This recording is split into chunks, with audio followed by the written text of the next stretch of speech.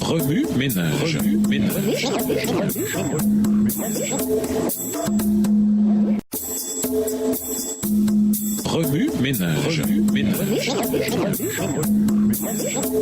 Bienvenue dans votre émission Remue-ménage. Nous voilà à la leçon de mercredi, le syndrome du mois, symptômes. Lisons Proverbe 16, verset 25. Proverbe 16, verset 25. Bien des hommes pensent être sur le bon chemin et pourtant ils se trouvent sur une voie qui, finalement, mène à la mort. Vous pouvez être malade et ne pas même le savoir. Malade à mourir, je veux dire à mourir spirituellement. Ou vous pouvez simplement avoir le syndrome du mois, une maladie très dangereuse. Je l'ai moi-même eu pendant des années et je ne le savais pas. Je m'asseyais sur les bancs de mon église, infectant les autres, imprégnant mon église et ma famille de ces énormes effets secondaires. Je les ai amenés à croire que j'étais en bonne santé, que notre désunion était normale et que nos relations étaient acceptables. Ce syndrome est complexe. Si l'on n'en connaît pas les symptômes, il peut couver sournoisement dans le cœur. À vrai dire, la plupart d'entre nous en ont déjà été infectés. Décidément, il nous faut en connaître les signes. Symptômes du syndrome du mois. Premièrement, la loi n'est pas vraiment la loi. Vous négligez l'étude de la parole ou vous l'utilisez de façon contraire à la directive divine. Vous vous appuyez sur votre propre intelligence et sur votre propre sagesse plutôt que sur celle de Dieu, renversant et méprisant son conseil dans votre vie et vos relations.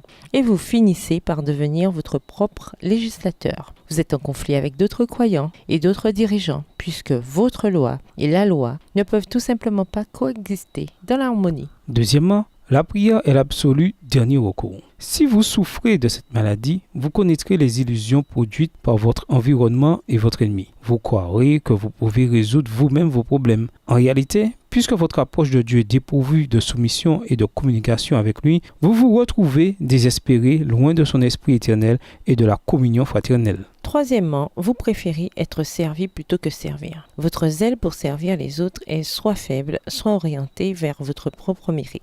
Vous mesurez le service selon la louange des autres. Si quelqu'un met vos mobiles en doute, vous vous mettez sur la défensive, car il vous semble que votre dignité et votre temps ne sont pas appréciés. Vous servez d'abord votre personne, vos désirs et vos plaisirs, quels que soient les besoins spirituels et physiques de votre entourage. Quatrièmement, vous vous retrouvez au volant d'un bus qui ne va nulle part. La plupart du temps, ceux qui sont affectés par le syndrome du mois se retrouvent isolés et en discorde avec la communauté des croyants. Ainsi, au lieu de permettre à Dieu de toucher votre cœur et vos relations, vous continuez d'assumer le contrôle de votre vie. Vous croyez sincèrement que vous êtes guidé. Cependant, en ne vous appuyant que sur vos propres forces et en ne donnant pas le volant de votre vie à Jésus, vous n'en devenez que plus que malade et de moins en moins susceptible de guérir. Vous conduisez un bus dépourvu de GPS, un bus qui vous éloigne des bons soins de votre Sauveur et Rédempteur. Remue-ménage. Est-ce que ma vie présente les symptômes du syndrome du mois? Quelle étape puis-je franchir pour remédier à cette maladie? Au revoir. Et à demain si Dieu veut.